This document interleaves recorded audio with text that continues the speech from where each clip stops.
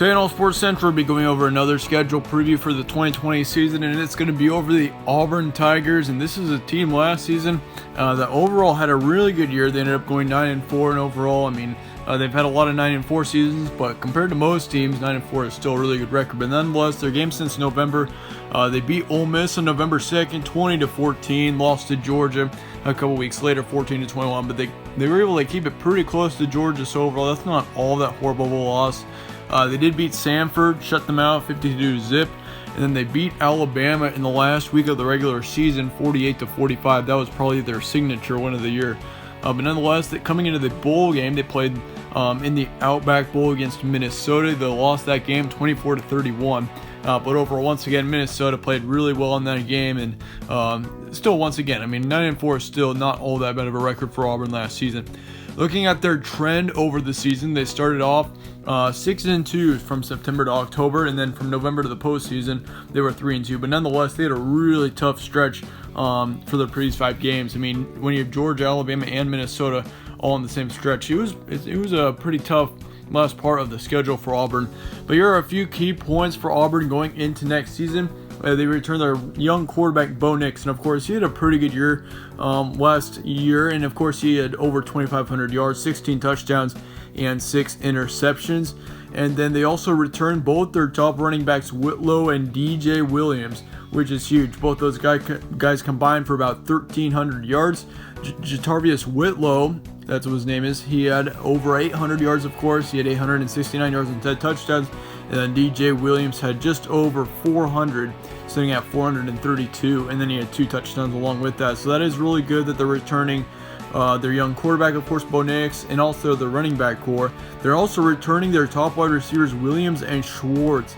Seth Williams had 830 yards and 8 touchdowns last season. Meanwhile, Anthony Schwartz had 558 yards and 3 touchdowns. So overall, that is really great. They also return their 3rd wide receiver, but they lose their 4th wide receiver in Will Hastings. And of course, he didn't have a whole big impact on this team last season, but he did have a little over 200 yards and 1 touchdown. So overall, as far as the quarterback, running back, and wide receiver positions go, this Auburn team is going to be set next year. However, where they start to take a few hits is on the offensive line. They lose 4 on the offensive line. That is going to be a huge hit. The defense takes major hits as well. I mean, so far, my schedule previews that I've done so far this season, I've never seen a team with as many losses, especially on the defensive side, as Auburn does. They lose 3 on the defensive line, so almost their entire defensive line. They lose 2 linebackers and 3 in the secondary. So this defense is certainly going to be a little bit concerning for me going into next year. Offense will definitely not be the problem, though. This offense, if they can replace their offensive linemen that they lost, I think that this Auburn offense should be actually really good next season. Of course, Bo Nix having over 2,500 yards. This is a really good season for a really young quarterback like he is. So if they can replace the offensive linemen, that would be huge for Auburn. But on the defensive side, it's going to be really tough. They have to return, or they lose a lot, so they're going to have to build up a lot of new players next season. So that's a little bit questionable for me thinking about Auburn next season.